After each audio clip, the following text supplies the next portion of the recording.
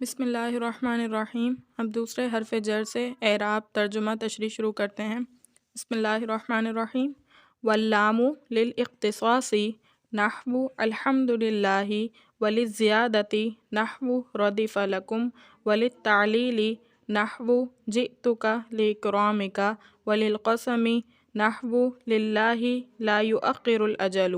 اب یہاں پر یؤخر بھی ہو سکتا ہے اور یؤخر بھی ہو سکتا ہے۔ اگر ہم یؤخر کریں گے تو اس میں فاعل ہوگا یہ صیغہ،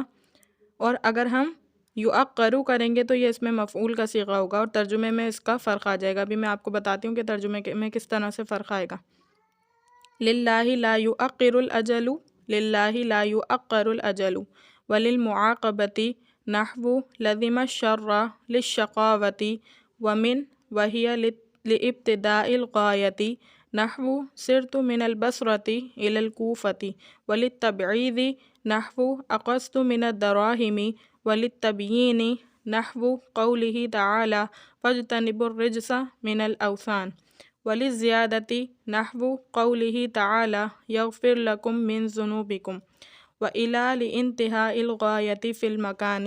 نحو سرت من البصرۃ الی الکوفۃ، وللمصاحبۃ نحو قولہ تعالی ولا تأکلوا اموالہم الی اموالکم، وقد یکون ما بعدها داخلا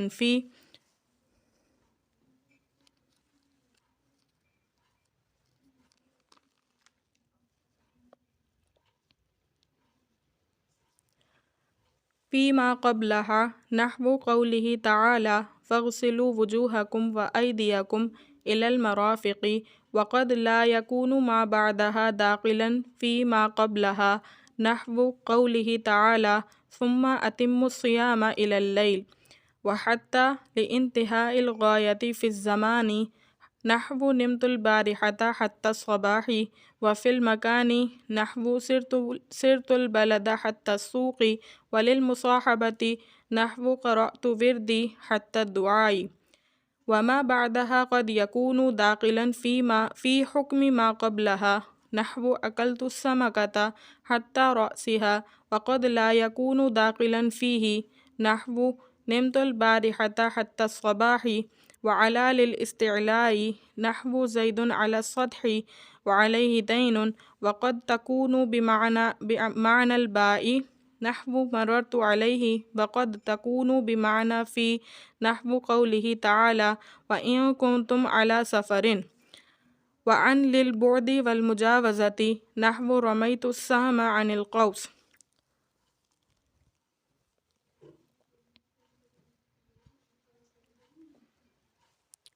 وفی للظرفیۃ نحو المال فی الکیس ونظرت فی الکتاب، وللاستعلاء نحو قولہ تعالی ولا اصلبنکم فی جذوع النخل، والکاف للتشبیہ نحو زید کالاسد، وقد تکون زائدۃ نحو قولہ تعالی لیس کمثلہ شیء، ومنذ لابتداء الغایۃ فی الزمان الماضی نحو ما رأیتہ منذ یوم الجمعۃ، وما ذهبت الیہ منذ یوم الاثنین، وقد تکونان بمعنی جمیع المدۃ نحو ما رأیتہ منذ یومین، ورب للتقلیل نحو رب رجل کریم لقیتہ،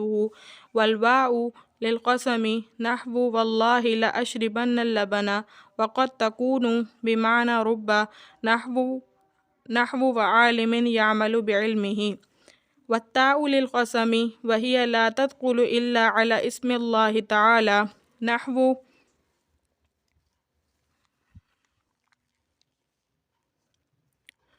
نحو تاللہ لأضربن زیدا، وحاشا وقلا وعدا کل واحد منها للاستثناء، مثل جاءنی القوم حاشا زید، وقلا زید، وعدا زید،